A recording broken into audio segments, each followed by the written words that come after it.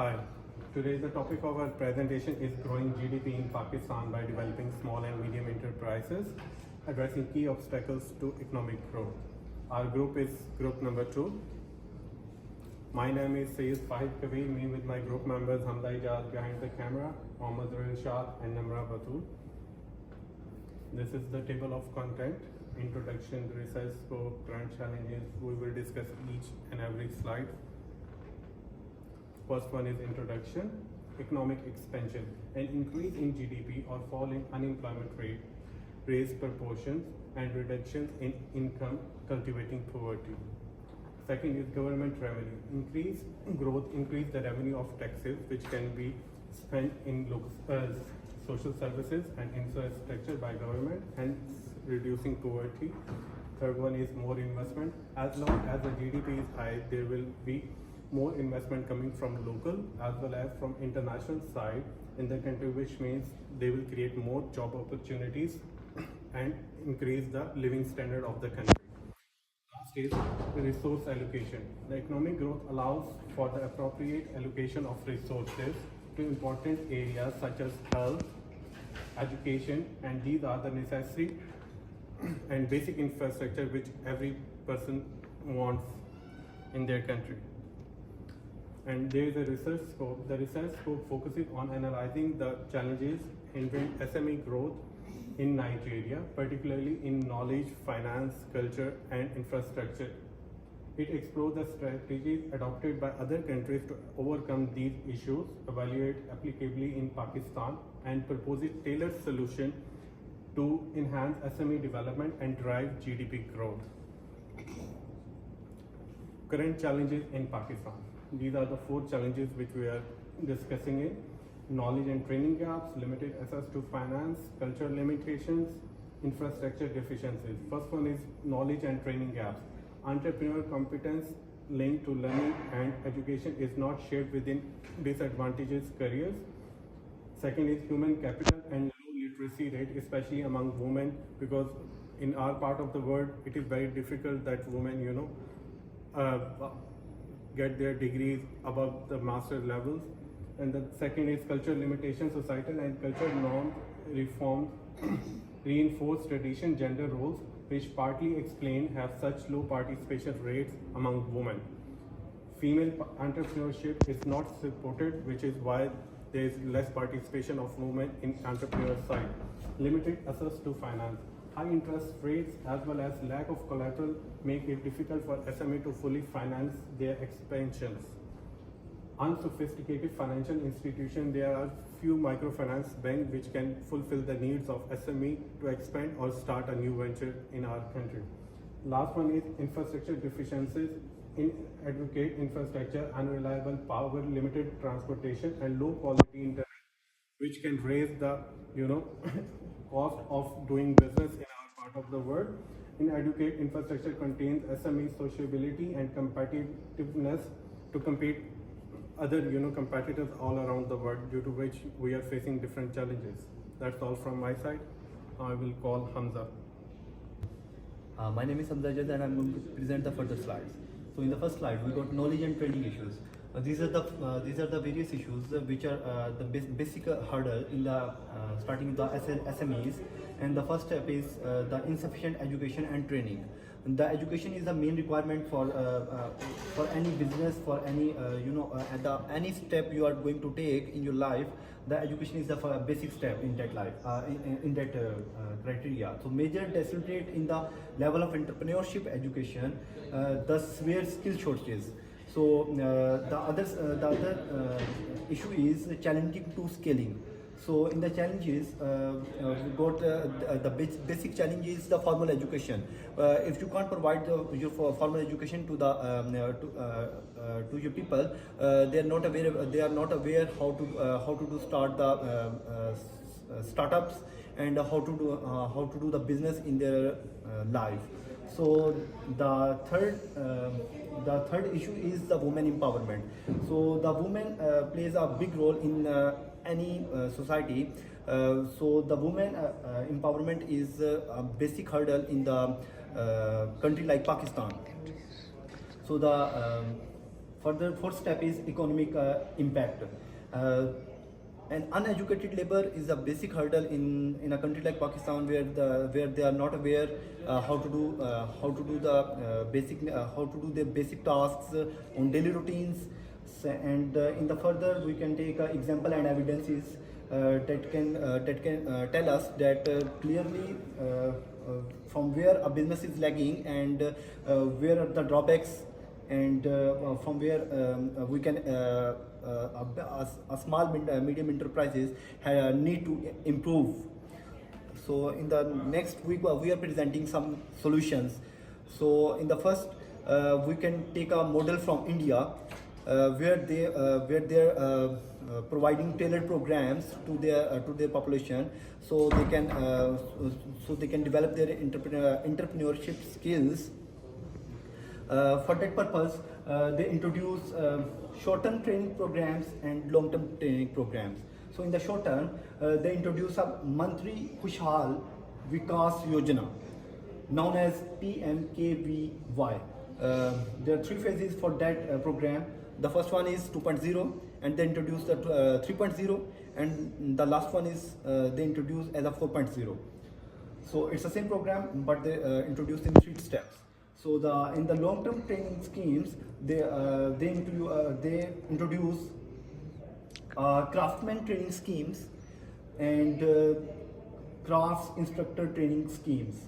So the craftsman training scheme, in that scheme they allow people to understand how to do the craftsman business, and in the instructor training scheme, they instruct people that how they are going to instruct further, and the last one is advanced vocational training scheme, and that is for the women.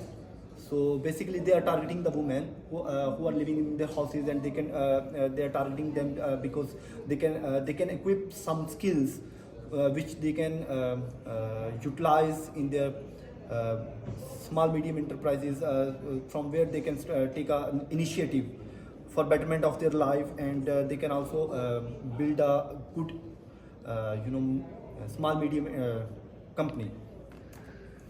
So in the second solution, we are presenting like we can provide digital platforms from where people can learn. Digital, everywhere today we are living in a global village. So digital platform is a basic, and I think so it's a necessary step every country has to take. So country like Pakistan, they need to take an initiative for the digitalizing the platforms where they can provide people from which programs they can learn basic skills, which skills they can utilize in their daily routine, and that can also help the economical factor, because you can provide suppliers, you can connect two parties on a single platform. You don't need to gather in offices, and for the traveling allowances you can cut all that kind of stuff, that kind of expenses. You can just connect two persons on a single platform. So digital platforms are really good, and they are the next step any country can take to overcome their poverty, to overcome their hurdles. So this is an example from Kenya. This is M-PESA for business training program. This is a program in which they designed to equip business owners. Especially those in backward areas. This app provides them a facility that they can transfer money. They can transfer money to each other. They can do the payments from their mobile, and this is a good initiative. Countries like Pakistan, they can use this kind of business idea, because the people who are living in the backward areas of those countries like Pakistan, they don't know how to use. They are still using the paper money. And the paper money is a big hurdle as itself. But the most important thing is they don't know how to use the technology. So this app, country like Pakistan, they can create a business idea like this in which they can provide conveniency to people, to the normal users. They can familiar with the technology like this, so they can use this kind of technology in their daily use.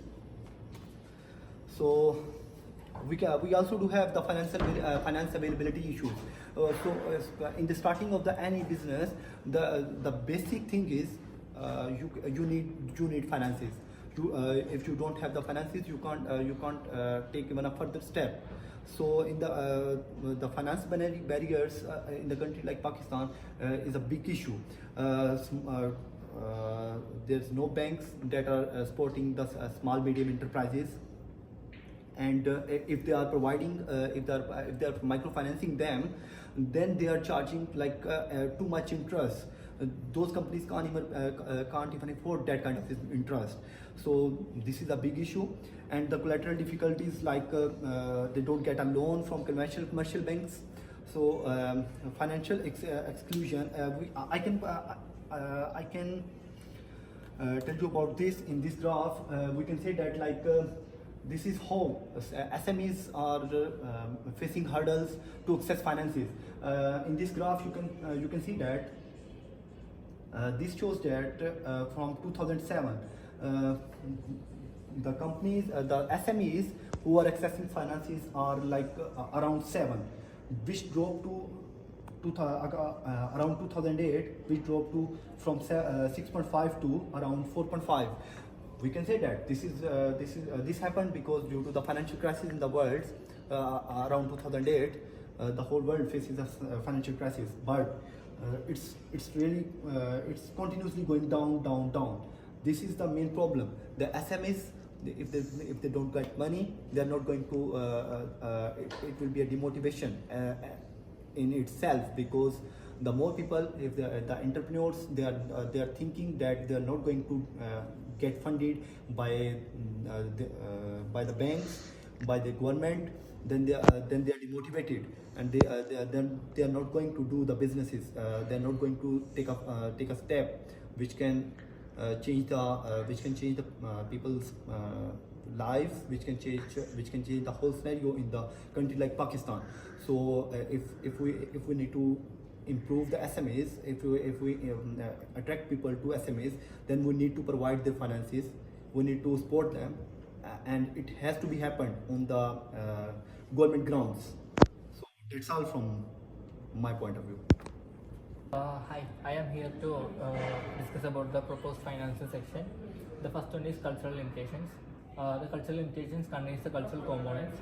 The cultural norms have affected the participants of women in economic activities, more importantly on areas like Pakistan, particularly among the north regions. Importantly, areas like Pakistan, the opportunities for women to become entrepreneurs or gainful employments are limited by roles and expectations in societies.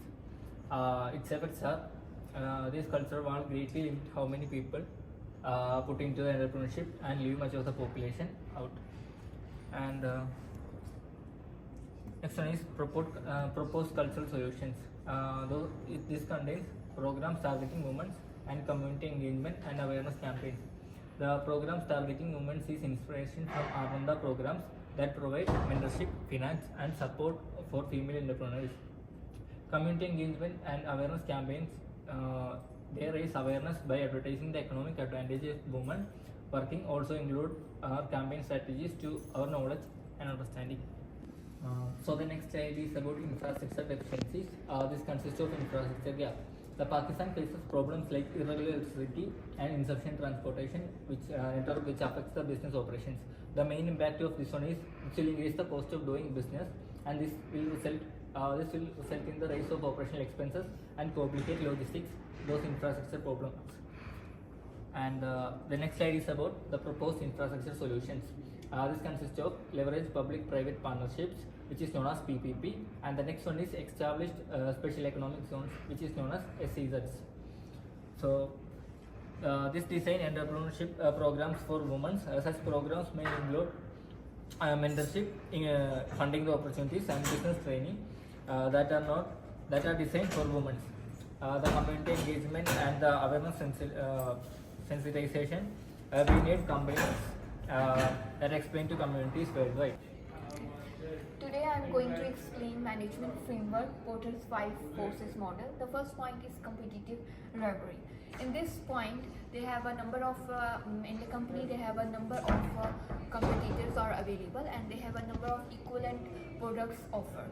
But there is a greatest chances for the company that they would be weakened if they offer a less price product. So there is a chances that they can increase high sales and gain profit. The second point is the threats of the new entrants.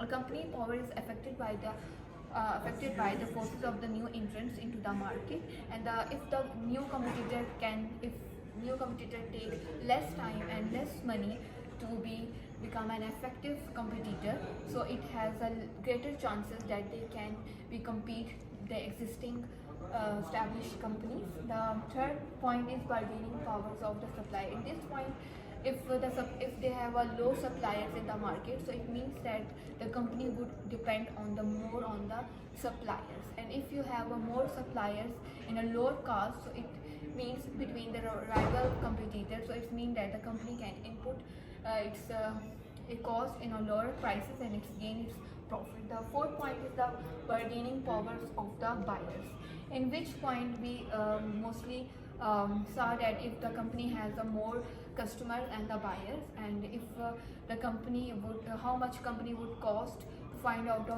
new customers into the market, and how much it would be cost to find out the new customers. And if you have a smaller and independent client, so you can it has a freedom to negotiate the lower prices, and you can also set the higher prices in the market and enhance the profit. The fifth and the last point is the threats of the substitute. If the company has no close substitutes and have no substitutes in the market, so they have a chance to increase their prices on a higher prices. And if the company have more close substitutes, so in this case the customer have more power to find out the more cheaper products, and so it through this reason the company can be weakened. The next why we choose Porter 5 models. By focusing on these 5 areas, this model helps SME to understand the challenges and the opportunities for in their business environment. It also provide a guideline to create a developing strategies that can help to gain profit margin and a long-term business. And it also provide a certain policies which can help to the growth of the SME and also the economy in the Pakistan. So there is a SWOT analysis, and in SWOT analysis there is a strength and there is some points. Like the first point is the economic expansion and the government revenue, proposed training solution and proposed financial solution. Here are some weakness of the SWOT analysis: educational gaps and knowledge, exclusion, cultural resistance and infrastructure challenges. There are some opportunities like extension of the vocational training, enhancing financial access, cultural shifts and increased participation. And there are some threats in business you have to face, like educational and training challenges, financial system vulnerabilities, social and cultural barriers. Now I'm going to conclude my presentation. Like Pakistan needs a comprehensive plan to boost its GDP, and which largely depends on small medium enterprises. And to achieve this purpose, we have to focus on some key areas like education, access to the finance, training, and overcoming culture, and upgrading the infrastructure. By learning from these successful strategies to other countries and adopting into Pakistan situation is a unique. And the SME sector can have experience a significant growth and contribute to the overall economic development of the country. These are some references of the presentation.